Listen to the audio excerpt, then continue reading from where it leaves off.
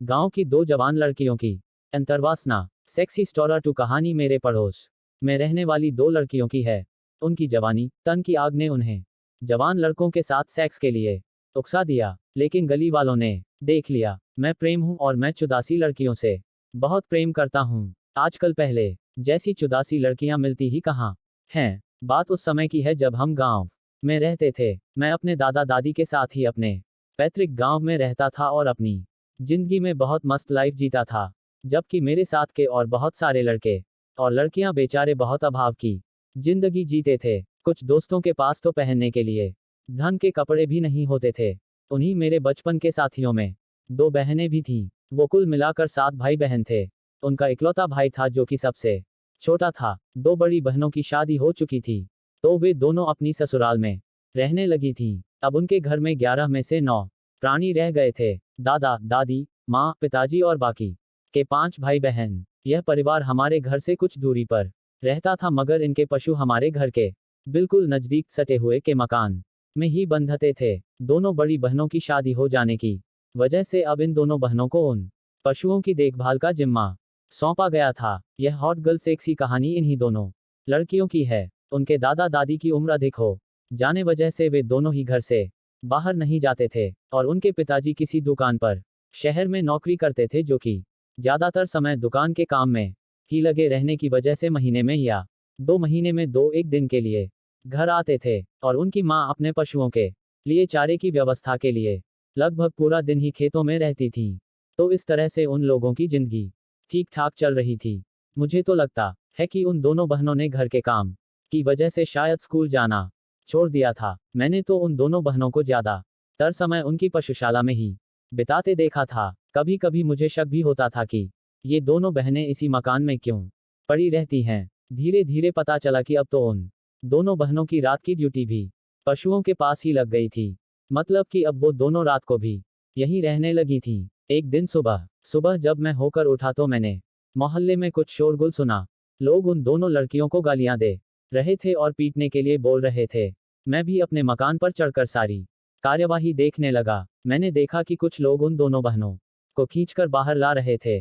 कुछ ही देर में उसकी माँ भी आ गई। किसी ने चीखकर उनकी माँ से कहा, या तो अपनी लड़कियों को सुधार ले, नहीं तो हम इनको बहुत मारेंगे।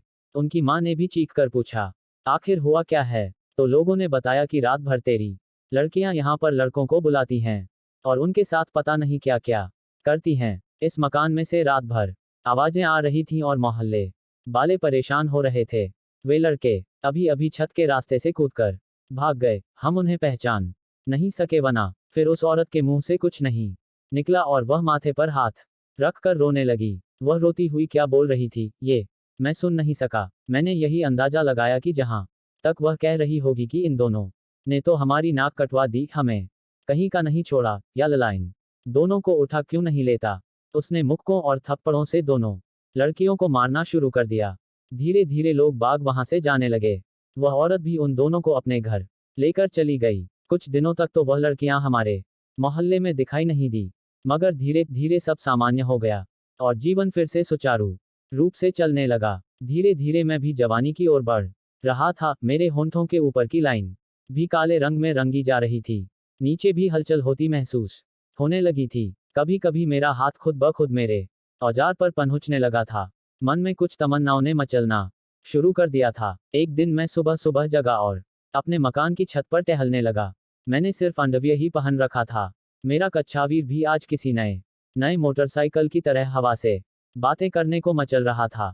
तभी मेरी नज़र उस मकान की तरफ चली गई जहां पर वे दोनों बहनें साफ सफाई करती दिखाई दे रही थीं।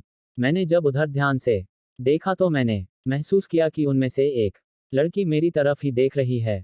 बल्कि ये कहूँ तो ठीक रहेगा कि वो लड़की एकटक मुझे ही निहारे जा रही थी। मैंने भी अपनी नज़रों को नहीं हटाया और उसको ही ताड़ने लगा। तभी उस लड़की ने मुझे कुछ इशारा किया। मैं शुरू में तो उस इशारे को समझ नहीं सका, मगर जब उसने दोबारा से इशारा किया तो मैं समझ गया कि वह मुझे अपने पास बुलाने का इशारा कर रही है। मैं अभी थोड़ा शर्मीला था तो मैंने ये सब देखकर अपनी नज़र नीची कर ली, मगर जब मैंने फिर नज़र उठाकर देखा तो उसने फिर से इशारा कर दिया। अब मैं दिग्भ्रमित हो गया। मैं अपना दिमाग बिल्कुल खाली खाली महसूस कर रहा था। तो मैं जाकर अपने बिस्तर पर फिर से लेट गया और बहुत कुछ सोचने लगा, मगर मैं किसी निर्णय पर नहीं पहुंच पा रहा था। मैं अपने पाठकों से पूछना चाहता हूं कि मुझे क्या करना चाहिए। सेक्सी स्टोरर 2 पर आप मेरे को मेल भी कर सकते हैं। अगली कहानी बहुत जल्दी ही आपके सामने लाने का प्रयास करूंगा। यह कहानी अच्छा लगा हो तो लाइक और सब्सक्राइब तथा शेयर जरूर करें। धन्यवाद।